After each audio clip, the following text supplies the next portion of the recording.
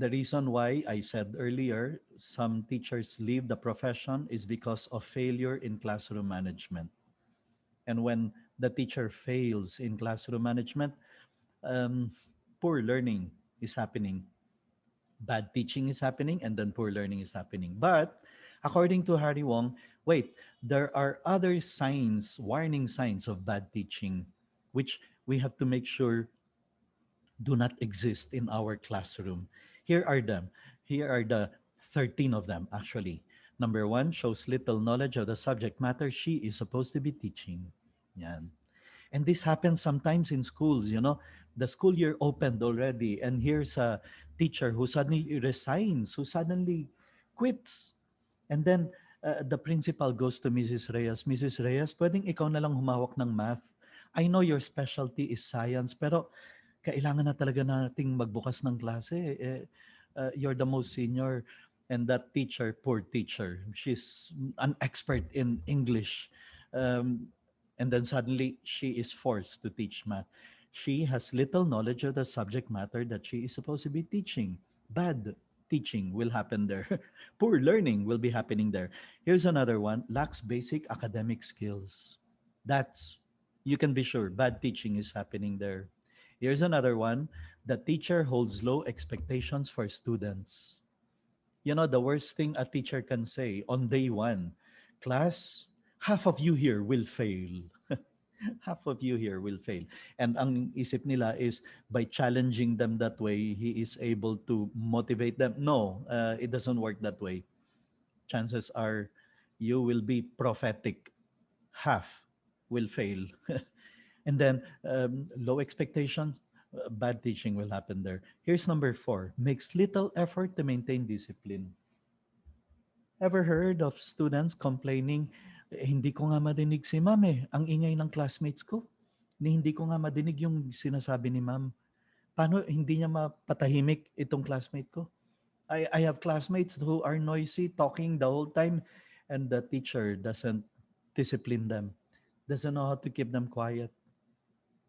You can be sure poor teaching will be happening there, poor learning will be happening. Number five, does not focus on academic goals. Number six, cannot communicate knowledge in an interesting way. That's why students complain. Ang boring ng teacher, ang boring ng subject, ang boring sa eskwelahan. If a teacher is not able to make the subject interesting, it's not a problem of the course content.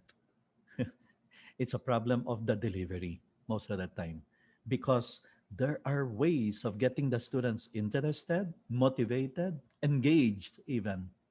Number seven, gives disorganized lessons and vague, careless assignments. Ever heard of students complaining, hindi ko nga alam why the teacher gave us this assignment. I don't even see the connection with the lesson that we're taking up.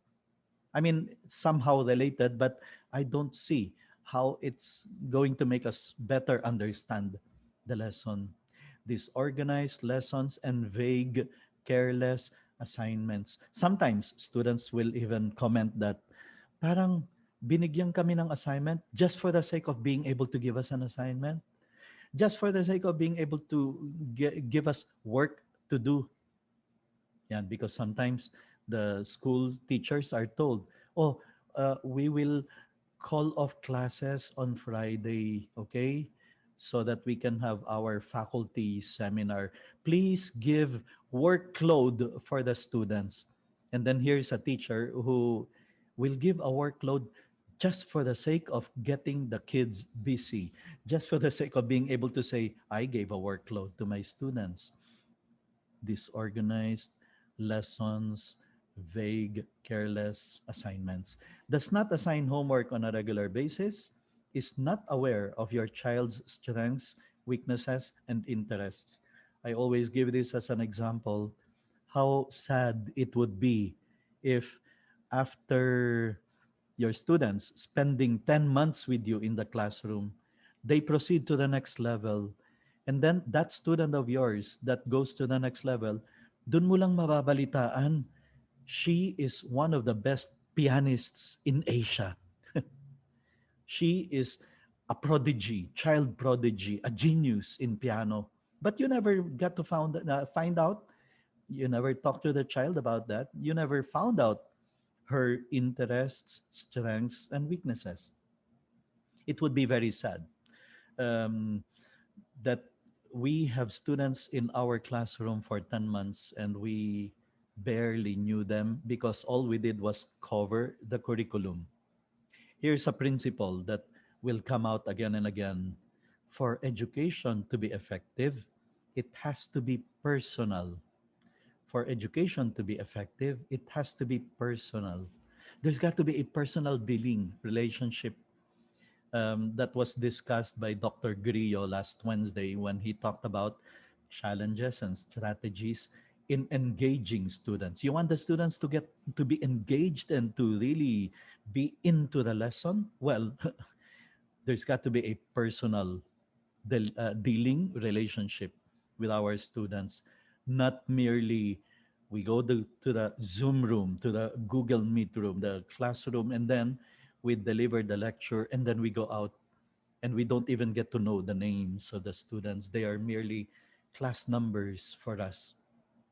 Then there is no effective education that happens there. Here's number 10, because there are 13. Shows little enthusiasm for her work. When a teacher is like that, yung feeling mo parang being tortured when she enters the classroom, being forced, dragging her feet. You can almost be sure bad teaching will be happening there. It's a warning sign. On the other hand, you've seen how some of our past teachers enthusiastic about what they're doing, about their subject matter, and it rubs off on the students. The students also start getting interested, excited, enthusiastic for the subject.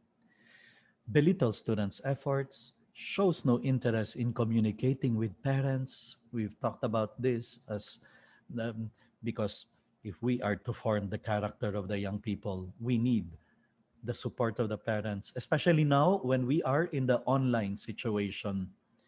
The parents are now the ones who are supposed to be doing the disciplining, which we used to do inside the classroom, right?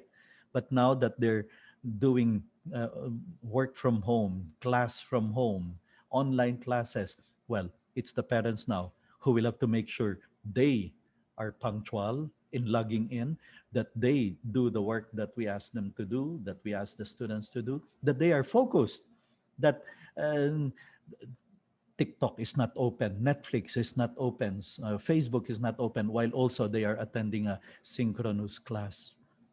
We need to collaborate. We need the parents to collaborate with us. And finally, number 13, the height of bad teaching, especially in the light of what we've been talking about. The only effective way to give character formation is to do the powerful example of our life. The only effective way to give character formation is through the powerful example of the teacher. Therefore, the complete opposite of that is when the teacher exhibits unsound character or unprofessional behavior, shouting, screaming, yelling, hurting, harming, using profanity, bad words, foul language. That is bad teaching happening, because that is, aside from really bad example for the student.